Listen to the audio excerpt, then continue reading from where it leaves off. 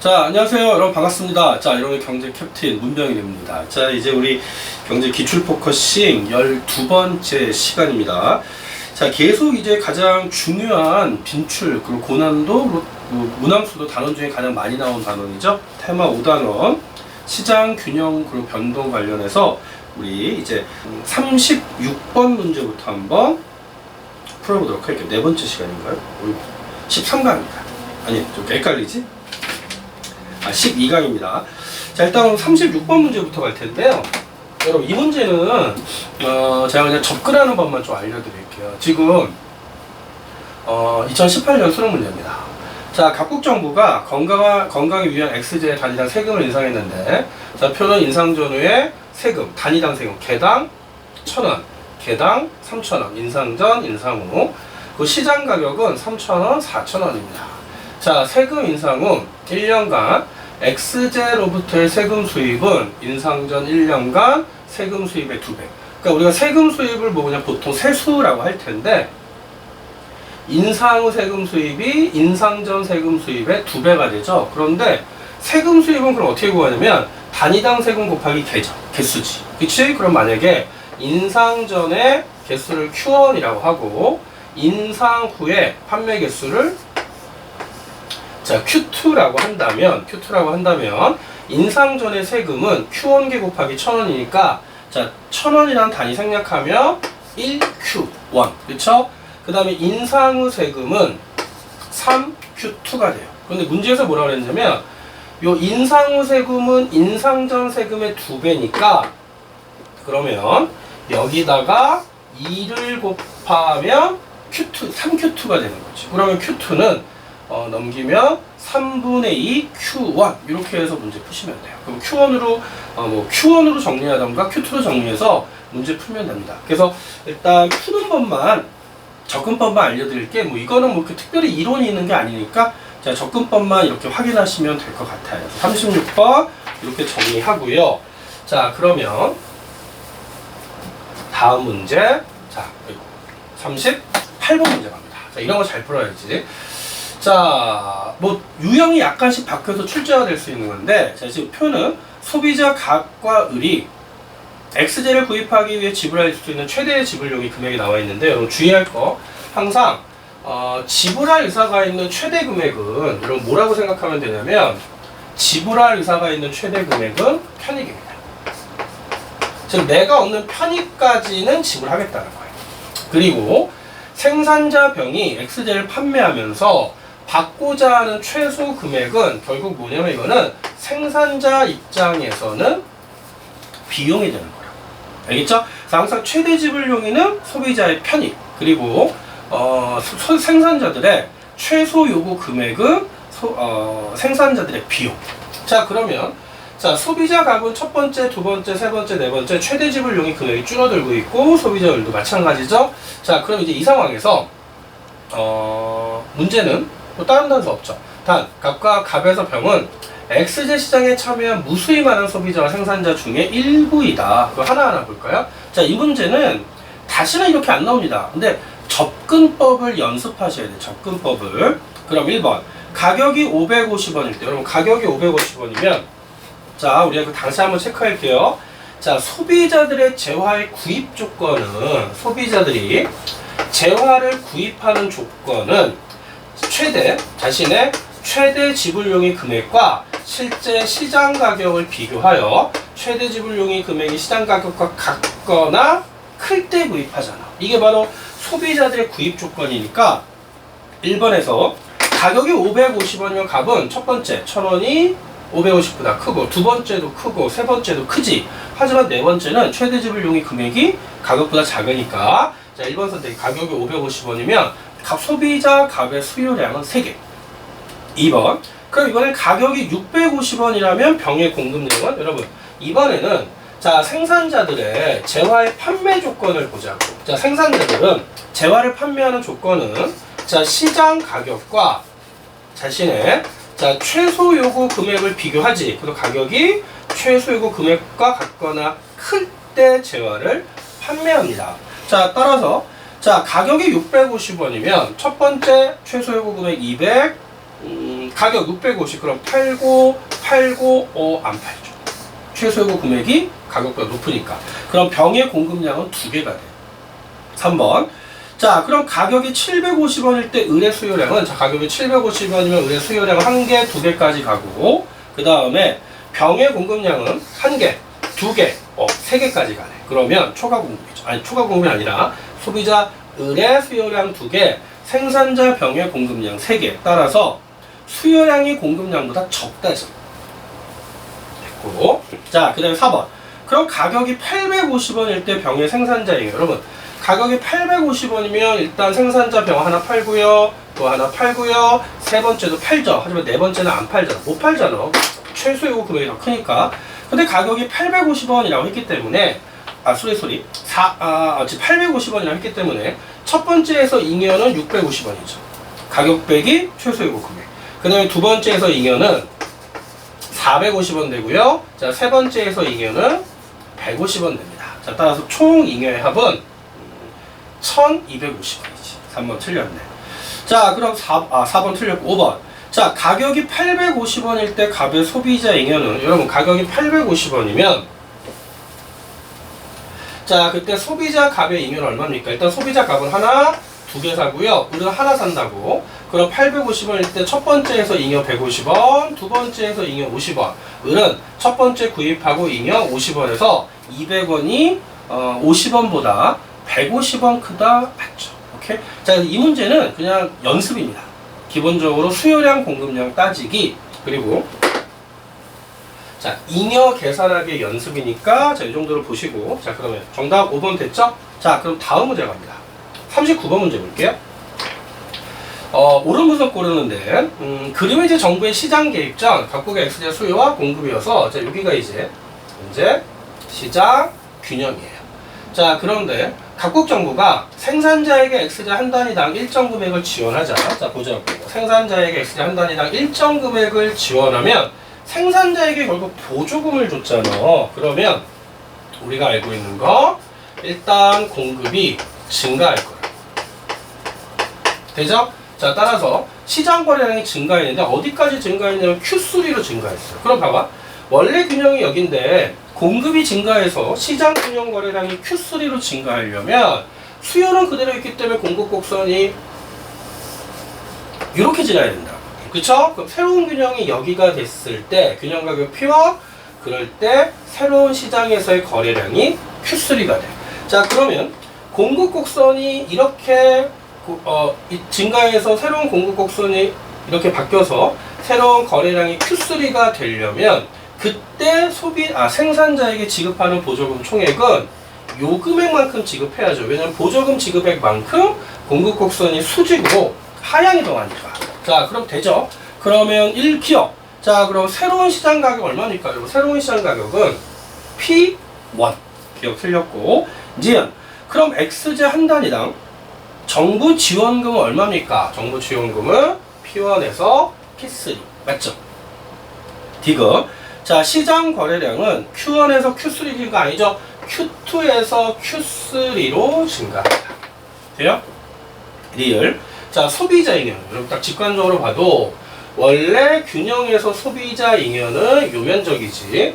그런데 공급이 증가해서 가격이 하락하고 거래량이 증가하면서 새로운 균형에서의 소비자 잉여는 이 면적이 되면서 소비자 잉여는 요 면적만큼 증가했죠. 그쵸? 그래서 리을은 맞네요. 그럼 정답 몇 번입니까? 4번. 되죠? 오케이. 자, 그럼 우리 39번 문제까지 정리가 됐고요. 자, 그러면 다음 문제 봅시다. 자, 40번 문제입니다. 한번 볼까요? 옳은 분석 고르는데요. 문제, 선생님이 이게 문제 볼륨이 너무 많아서, 여러분 교재 보시면 교재에 다 내용이 있잖아. 그 내용 위주로 볼게.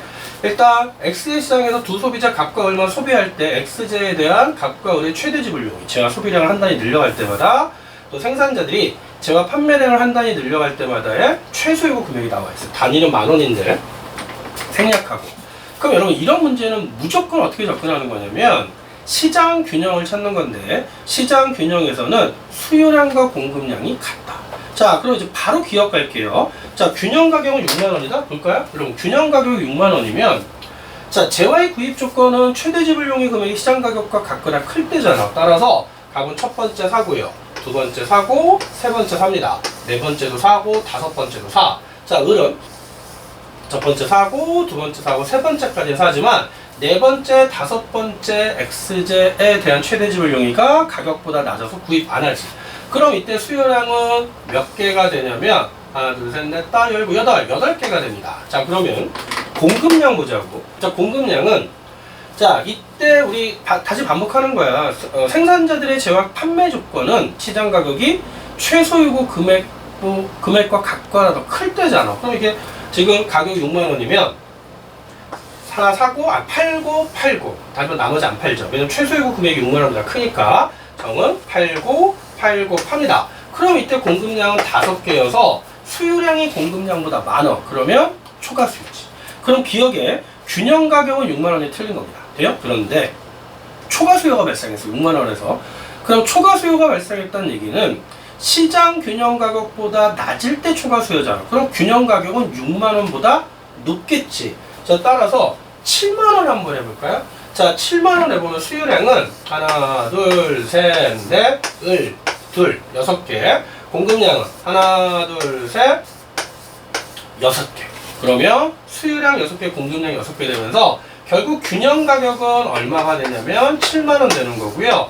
균형 거래량은 수요량 6개, 공급량 6개, 균형 거래량은 6개가 되지. 자, 그러면 기억 틀렸고, 지은. 자, 그럼 을은 총 몇 단위를 구입한다? 이러고 을은 총 2단위를 구입한다. 맞죠?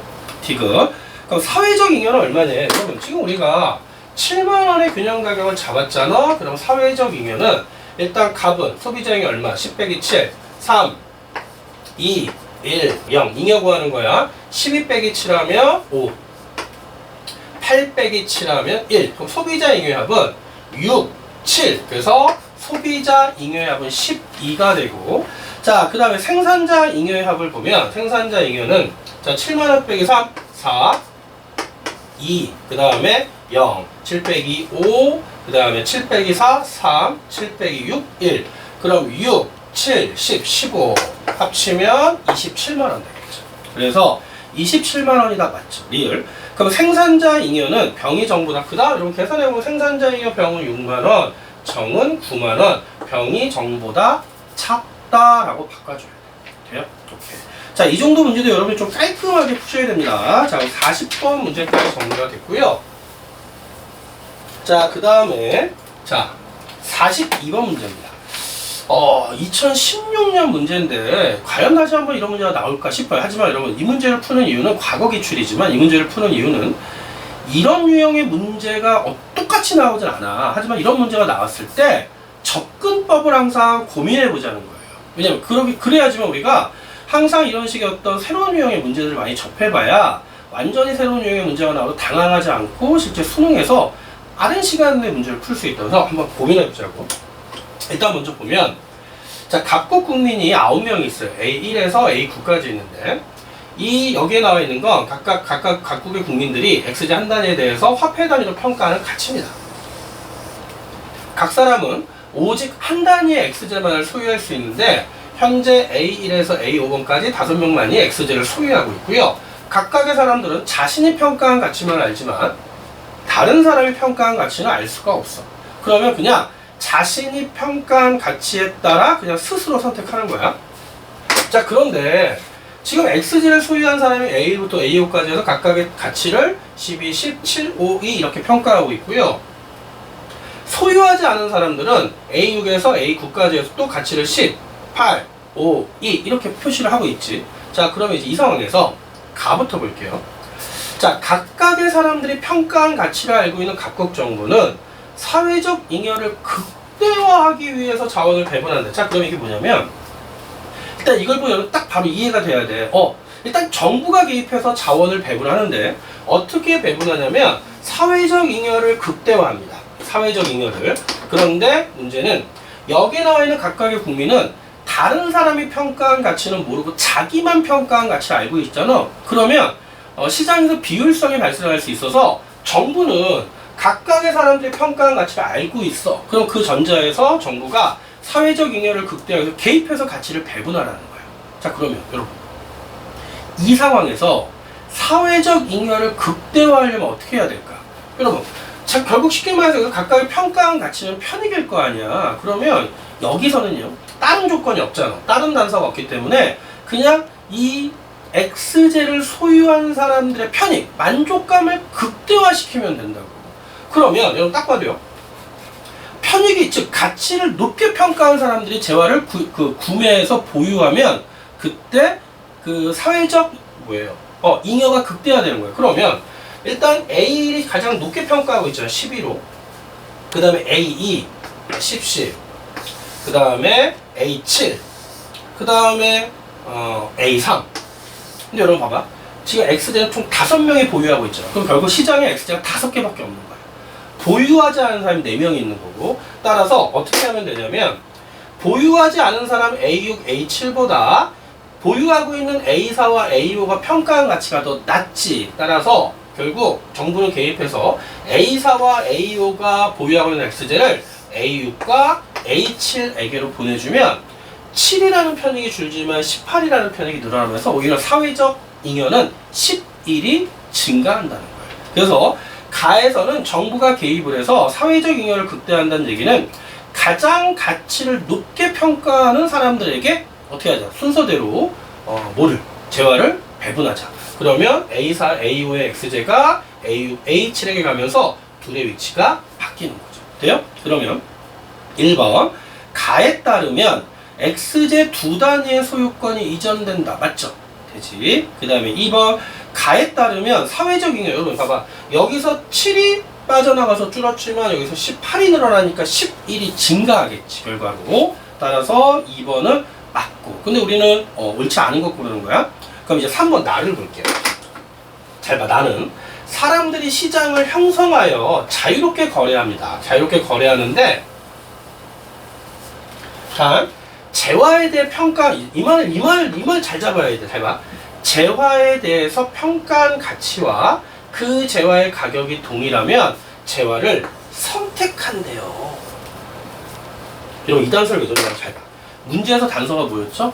각각은 자신의 평가한 가치만 알 뿐 다른 사람이 평가한 가치를 모르지. 그리고 소유한 사람은 5명이고 소유하지 않은 사람들이 있는데, 그런데 문제는 이제 시장을 형성해서 거래하게 하는 거야. 시장을 형성해서 거래하게 하는 거. 자, 그런데 재화에 대해서 평가한 가치와 그 재화의 가격이 동일하면 재화를 선택합니다. 좀 잘 봐. 이런 거야. 그럼 이제 시장에서 거래가 이루어지면 X제를 소유한 사람들은 시장에서 공급자가 되겠지. 그쵸? 그 다음에 X제를 소유하지 않은 사람들은 X제를 사려고 하니까 자, 수요자가 될 거예요. 이해돼요? 그냥 시장에서 거래하면 소유하고 있는 사람들이 팔 거고 소유하지 않은 사람들은 사려고 할 거기 때문에 소유한 사람들은 시장에서 공급자가 될 거고 소유하지 않은 사람들은 수요자가 될 겁니다. 자, 여기까지 됐고요. 다른 단서는 없어. 자, 그럼 이 상황에서 여러분 3번 선택지 봐. 자, 나에 따르면 5만원은 균형 가격이 될 수 있다. 그럼 한번 해보자고. 이런 봐봐. 가격이 5만원이면 균형 가격이 될 수 있다. 자, 균형 가격이 될 수 있다는 얘기는 균형 가격에서는 수요량과 공급량이 일치할 거 아니야. 그럼 보세요. 가격이 5만원이면 수요자, 사실 소유하지 않은 사람들은 5만원을 A6은 자신의 평가한 가치, 편익이, 그쵸? 가격보다 높으니까 당연히 사려고 할 거고 A7도 사려고 하겠지. 그치? 그럼 여기 A8은요? 내가 평가한 가치는 5만원이야. 시장 가격 5만원이야. 자, 선택지가 뭐라 그랬어? 재화에 대해 평가한 가치가 5만원인데 그 재화의 가격이 5만원. 동일하면 선택하죠. 선택한다는 얘기는 뭡니까? 사려고 한다는 거지. 그럼 5만원에서 자, 수요량은 5개가 돼요. 자, 그러면 5만원에서 공급량은 자, 가격이 5만원이면 당연히 A1은 안 팝니다. 왜? 가치가 나는 10이라고 평가하는데 5만원에 팔 리가 없잖아. A10도 마찬가지고요. A7도 마찬가지지. 그쵸? 자, 그런데 잘 봐야 A4는 평가한 가치가 5만원인데 가격이 5만원이야. 자, 그럼 뭘까요? 여기서 뭐라고 그랬어? 그 재화를 선택한다고 했죠. 여러분, 소유한 사람, 이 재화를 선택한다는 게 판다는 얘기가 아니잖아. 그럼 가지고 있다는 얘기지. 그러면 그때는 A4도 안 파는 거예요. 그냥 소유하고 있는데 내가 그 재화를 평가한 가치가 5만원인데 가격이 5만원 동일하면 선택한다고 그랬잖아. 그러면 판다는 게 아니지. 그럼 이때 공급량은 한개가 됩니다. 공급량 한개가 되고요. 아이고, 수요량이 3개였죠? 수요량 3개, 5만원 공급량 1개여서 초과 수요가 발생해서 균형 가격이 될 수가 없죠. 그래서 여러분 만약에 5만원보다 1원이라도 가격이 높아. 그럼 5만원보다 1원이라도 가격이 높으면 A1 팔죠. 공급자니까. 죄송합니다. A2 팔고 A3 파는데 A4는 안 팔지. 그쵸? 거꾸로 갔죠? 다시. 공급자에 헷갈리면 안 돼. 가격이 5만원보다 1원이라도 높아지면 A5 팔고 A4도 팔지. 하지만 5만 2원 그러면 안 팔어. 그런데 5만원보다 1원이라도 높아지면 수요자 A6은 사고 H7은 사지만 A4는 안 사야지. 자신의 평가한 가치보다 5만원 평가한 가치보다 1원이나 높아지면, 그럼 가격이 5만원을 초과하면 수요량 2개, 공급량 2개. 수요량 2개, 공급량 2개. 그래서 5만 100원, 5만 200원. 그러다가 가격이 얼마까지 가냐면 7과 8이 있으니까 자 7만원 봅시다. 그리고 가격이 7만원이면 A5 팔고 A4 팔죠. 근데 A3은 가격이 7만원이면 평가한 가치와 가격이 동일하잖아. 그러면 선택해. 안 파는 거죠. 그러면 7만원까지 가도 수요량 2개고요. 당연히 가격이 7만원이면 가격이 7만원 공급량이 2개고 수요량도 2개지. 그러면 7만원까지인데 7만원보다 가격이 1원이라도 높아지면 그때는 어떻게 됩니까? 1원이 높아지면 이제 공급량이 3개가 됐지. 수요량은 8만원 전까지는 2개고. 그래서 결국 균형 가격은 5만원 초과 7만원 이하에서 성립이 되는 거예요. 자, 따라서 3번. 일단 옳지 않은 건 정답 3번. 됐죠? 자, 그럼 4번 보면 나에 따르면 생산자 잉여는 최대 7만원 증가한다. 여러분 보세요. 나에 따라 시장 거래가 이루어질 때 생산자 잉여가 증가하는 경우는 공급자 입장에서 생산자 잉여가 증가하는 경우는 가격이 제일 높을 때잖아. 그쵸? 그럼 가격이 제일 높은 건 7만원이지. 왜냐면 균형 가격 5만원 초과 7만원이 포함된 7만원 이하니까. 그래요? 자, 따라서 생산자 잉여는 최대 7만원 증가한다. 맞죠? 왜냐면 자 이제 7만원에 팔면 A4는 평가한 가치가 5인데 7만원에 팔면 잉여가 2고 A1은 자신이 2라고 평가했는데 7만원에 팔면 잉여가 5니까 최대 7만원 증가하는 거죠. 가격이 7만원보다 낮으면 7만원보다 더 작죠. 잉여가 증가하는 크기가. 따라서 가격이 가장 높은 수준인 7만원에서 생산자 잉여의 최대 증가한 금액은 7만원이다.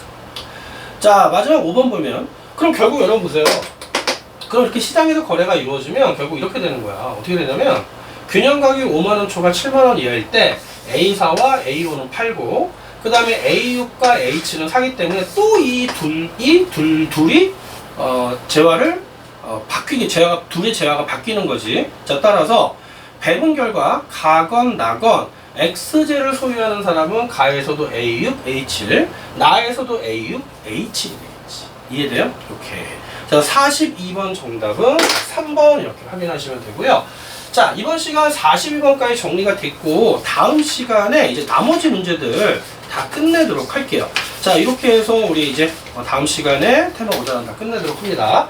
자, 이건 혹시 놓치는 문제들 있으면 다시 한번 좀 꼼꼼히 정리를 해야 되고 그리고 실수한 문제는 다시 한번 또 꼼꼼히 풀면서 그냥 문제를 외우려 하기보다는 좀 접근법에 대해서 차근차근 좀 시간이 걸려도 아직 기출문제 풀이 단계에서는 좀 더 고민하시는 게 맞습니다. 자, 오늘 준비한 내용 여기까지입니다. 여러분 수고하셨고요. 자, 힘내세요. 항상 응원.